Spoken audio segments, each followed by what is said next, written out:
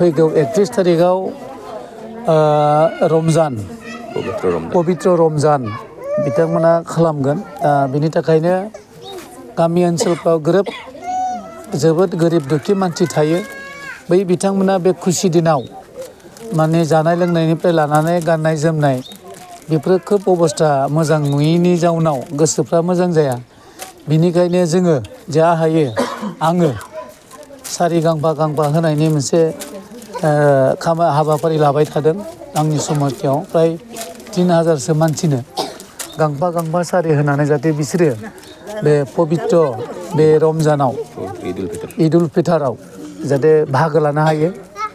ओंखायनो ओरैबायदि न'खर दं दिनै जाबा गाबोन गैया, सारि गांसे बायना लानो हाया।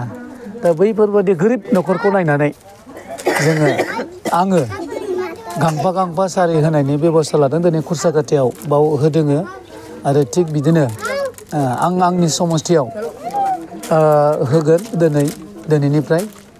आरो बैसोर बिथांमोना बे पबित्र रमजान ईद उल फितराव जाहाथे बाहागो लानो हायो। आरो आं सानो बे ईदनि गेजेरजों देशा सान्ति जागोन आरो जोंनि गेजेराव जौगागोन।